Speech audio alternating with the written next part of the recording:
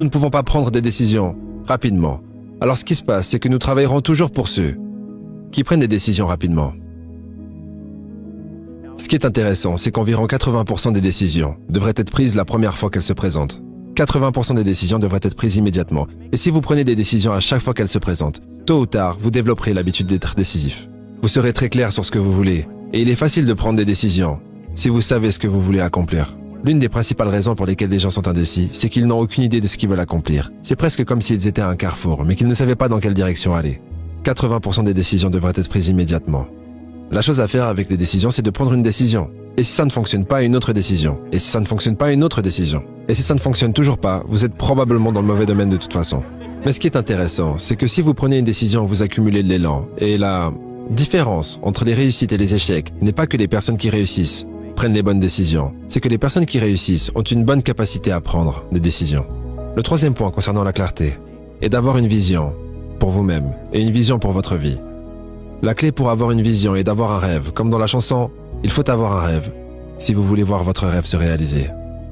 La meilleure façon de prédire l'avenir est de le créer. Ce qui signifie avoir une vision.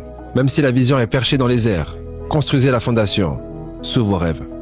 Et quand vous voyez des hommes et des femmes qui passent de la pauvreté et de l'obscurité à la renommée, vous voyez invariablement quelqu'un qui avait une vision de ce qu'il pouvait être, avoir et faire, bien au-delà de ce qu'il était. Alors rêvez de grands rêves, si vous le souhaitez. Et concentrez-vous sur les résultats, pas sur les activités. C'est ça la clé. Soyez clair sur les résultats que vous essayez d'accomplir. C'est l'une des clés de la performance d'ailleurs. Tous les performeurs sont axés résultats. Tous les perdants ou sous-performants tendent à être axés activités. En se concentrant sur les activités, ce qu'ils font, c'est qu'ils travaillent très dur. Et ils travaillent de manière frénétique et même plus longtemps que vous. Mais ils perdent de vue les résultats. Ben Trigo, le penseur stratégique, a dit que la pire chose au monde est de faire très efficacement ce qui n'a pas besoin d'être fait.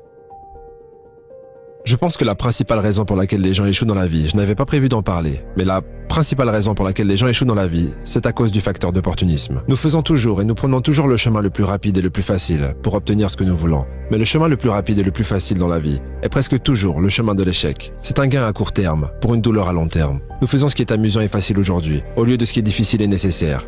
Puis nous devons faire ce qui est difficile et nécessaire à la fin de notre vie quand il est trop tard. Et vous constaterez que la volonté et la capacité à se discipliner, à être clair sur ce que vous voulez, à être clair sur où vous allez, à être clair sur les résultats que vous devez accomplir, et ensuite à ne travailler que sur ces résultats. La capacité à se discipliner à faire ça est absolument cruciale pour réussir. Il n'est pas possible de concevoir une personne à succès qui n'est pas capable de se discipliner à faire ce qui est difficile et nécessaire plutôt que ce qui est amusant et facile. Et surtout lorsqu'il s'agit de gérer